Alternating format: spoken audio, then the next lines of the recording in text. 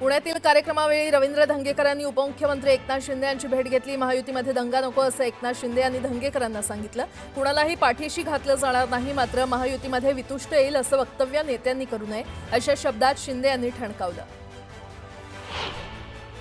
जी सर्वांची भूमिका आहे तीच भूमिका राहील, सर्वानुमते जे ठरेल तशा पद्धतीने आगामी निवडणुकीची रणनीती आखणार असं वक्तव्य करत युतीबाबत अशोक चव्हाण यांनी आपली भूमिका स्पष्ट केली। आगामी स्थानिक स्वराज्य संस्थांच्या निवडणुकीच्या अनुषंगाने सातारा जिल्ह्यामध्ये राष्ट्रवादी पक्षाकडून पदाधिकाऱ्यांच्या नियुक्त्या जाहीर झाल्या। कराड दक्षिणच्या तालुकाध्यक्षपदी डॉक्टर सुधीर जगताप यांची निवड झाली।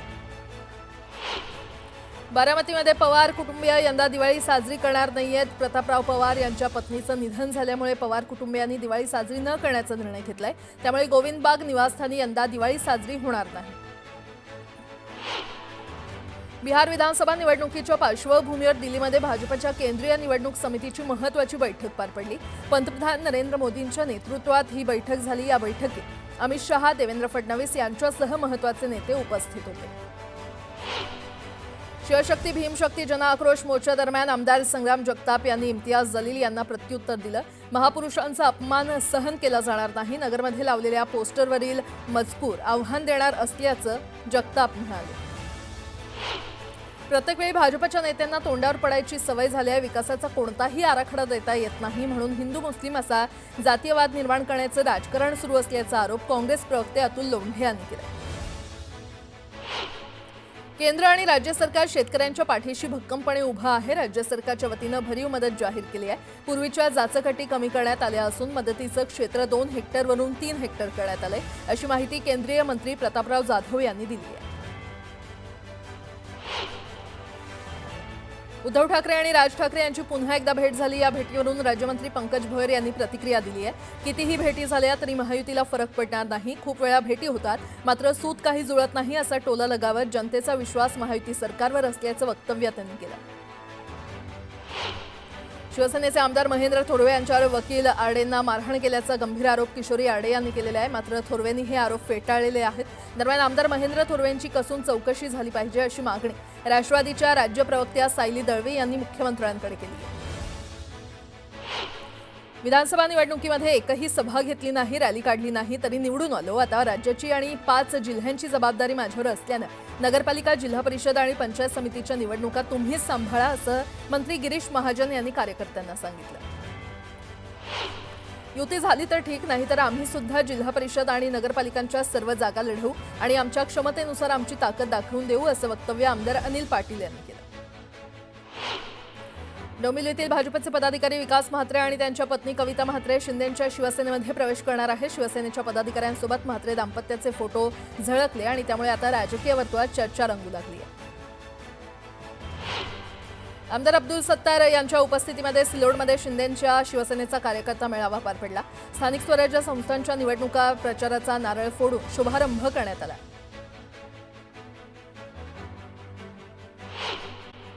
दिवाळीच्या तोंडावर पावसाचा अंदाज आहे आणि गेल्या काही दिवसांपासून राज्यातील हवामान पूर्णपणे कोरडं आहे। नैऋत्य मान्सूननं राज्यातून निरोप घेतलाय, मात्र 15 ऑक्टोबरपासून राज्यातील हवामानामध्ये परत एकदा बदल अपेक्षित आहे। 15 ते किमान 18 ऑक्टोबरपर्यंत विदर्भ, मराठवाडा आणि मध्य महाराष्ट्रात आभाळी हवामान आणि दुपारनंतर वादळी पाऊस अपेक्षित आहे। कोल्हापूर शहरात आजपासून 3 दिवस पाणीपुरवठा बंद राहणार आहे। थेट पाईपलाईन दुरुस्ती आणि वॉल बसवण्याचं काम करण्यात येणार आहे। मान्सून माघारी फिरल्यानंतर नवी मुंबईमध्ये तापमानात चढ उतार सुरू झालेला आहे। दिवसा वाढलेला उष्मा आणि रात्री जाणवणारा गारवा यामुळे सर्दी, खोकला, अंगदुखी, ताप, डोकेदुखी अशा तक्रारींमध्ये मोठ्या प्रमाणात वाढ झाली आहे। अनेक नागरिकांना ही लक्षणं आठवड्याभरापेक्षा अधिक काळ जाणवत असून त्यामुळे त्रास वाढलेला आहे। बहुप्रतीक्षित सोलापूर मुंबई विमानसेवा सुरू होण्याचा मुहूर्त निश्चित झाला असून येत्या बुधवारी सोलापूर मुंबई दरम्यान विमानसेवा सुरू होणार आहे। पहिल्याच दिवशी पहिले प्रवासी म्हणून विमानानं मुख्यमंत्री देवेंद्र फडणवीस हे मुंबईहून सोलापूरला येणार असल्याची माहिती पालकमंत्री जयकुमार गोरे यांनी दिली आहे।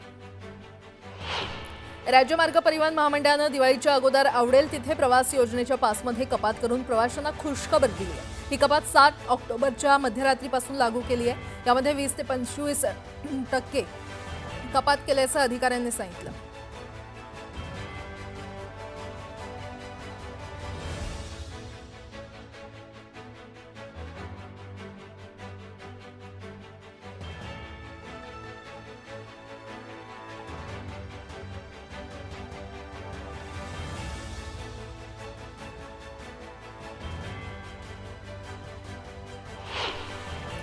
ठाणे महानगरपालिकेच्या गलथान कारभाराचा जाब विचारण्यासाठी शिवसेना आणि मनसेचा संयुक्त मोर्चा निघणार आहे आणि या मोर्चाला ठाणेकरांनी मोठ्या संख्येने उपस्थित राहावं असं आवाहन करण्यात येत आहे। बिहार विधानसभा निवडणुकीसाठी एनडीएमध्ये अखेर जागा वाटपावर शिक्कामोर्तब झालेला आहे। भाजप आणि जनता दल प्रत्येकी 101 ते 101 जागांवर उमेदवार उभे करेल, तर चिराग पासवान यांच्या लोकजनशक्ती पार्टीला 29 जागा देण्यात आल्या। दिवाळी सण येत असल्यानं नागपूर रेल्वे स्थानकावर प्रवाशांची गर्दी वाढलेली आहे। पुढे 2 आठवडे ही गर्दी वाढतच जाणार असल्याचं ध्यानात घेऊन रेल्वे सुरक्षा दल आणि रेल्वे पोलिसांनी स्थानकावर मोठा बंदोबस्त वाढवला आहे। शाळांमध्ये डिजिटल पारदर्शकता आणण्यासाठी केंद्र सरकारनं एक मोठं पाऊल उचललेलं आहे। केंद्र सरकारनं सर्व राज्य आणि केंद्रशासित प्रदेशांमधील शाळांना एक पत्र जारी केलेलं आहे। या पत्रामध्ये शिक्षण मंत्रालयानं एनसीईआरटी, सीबीएसई, केव्हीएस आणि एनव्हीएस सारख्या सर्व शैक्षणिक संस्थांना फी भरण्यासाठी डिजिटल पेमेंट पद्धती विशेषतः यूपीआय स्वीकारण्याचं आवाहन केलं आहे। नवी मुंबई आंतरराष्ट्रीय विमानतळाच्या उद्घाटनानंतर लवकरच वॉटर टॅक्सी सेवा प्रवाशांसाठी खुली होणार आहे। दक्षिण मुंबईतून विमानतळापर्यंत जलमार्ग जोडणीसाठी रेडिओ क्लोब जेट्टी प्रकल्पाच्या कामाला वेग आलेला आहे। सध्या या प्रकल्पाचं सुमारे 24% काम पूर्ण झालंय, तर मे 2026 पर्यंत संपूर्ण जेट्टी आणि टर्मिनल सुविधा कार्यान्वित होण्याची अपेक्षा आहे। जळगावच्या बाजारामध्ये सोन्यापाठोपाठ चांदीमध्ये देखील मोठी भाववाढ झालेली आहे। जळगावच्या बाजारात चांदीचे दर हे जीएसटीसह प्रति किलो 1,81,000 जाऊन पोहोचलेत, तर 8 दिवसांमध्ये चांदीमध्ये 27,000 रुपयांची मोठी भाववाढ झाली आहे। सोन्याचा दर 1,27,000 जाऊन पोहोचलाय।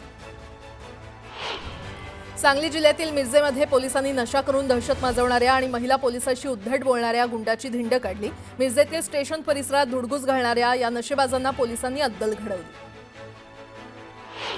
जळगाव शहरातील दशरथ नगर रस्त्यावर मोकळ्या जागेत उभ्या असलेल्या रुग्णवाहिकेला रात्री अचानक आग लागली। साठलेला कचरा आणि गवतामुळे लागलेल्या आगीचं रौद्र रूप पाहायला मिळालं। दरम्यान अग्निशमन दलाला आगीवर नियंत्रण मिळवण्यात यश आलंय।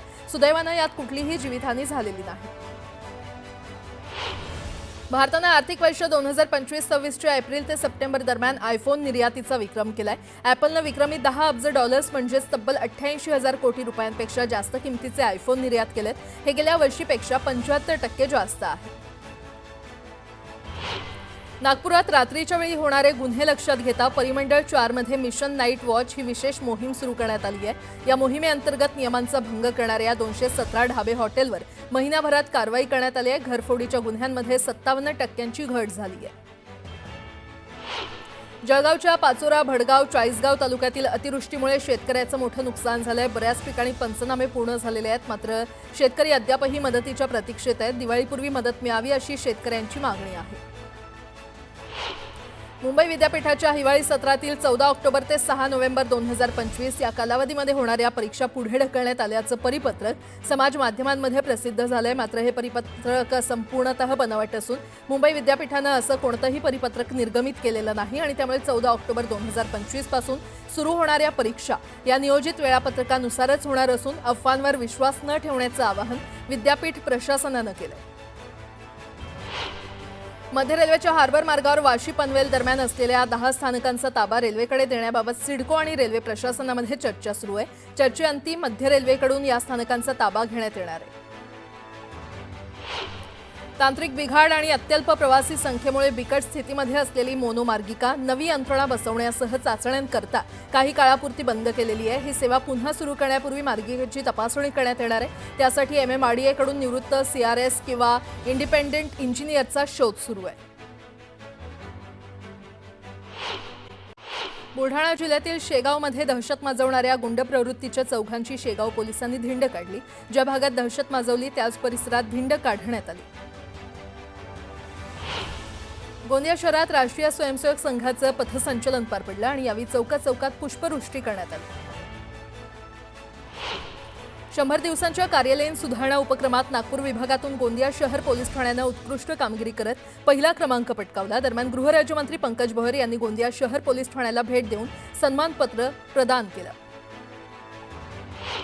दिवाळीपूर्वी ठाणे पोलिसांनी लॉंग मार्च काढत महिला आणि ज्येष्ठ नागरिकांमध्ये जनजागृती केली।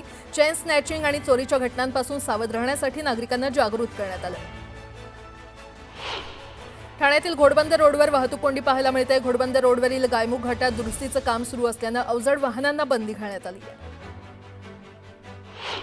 बीड जिल्ह्यातील सिंदफणा नदीपट्ट्यातील शिरसमार्ग आणि हिंगणी हवेली गावात पिंपरी चिंचवड माउंटेनिंग क्लबच्या वतीनं शेतकऱ्यांना अन्नधान्याच्या किटचं वाटप करण्यात आलं। शाळकरी विद्यार्थ्यांना शालेय साहित्याचंही वाटप करण्यात आलं।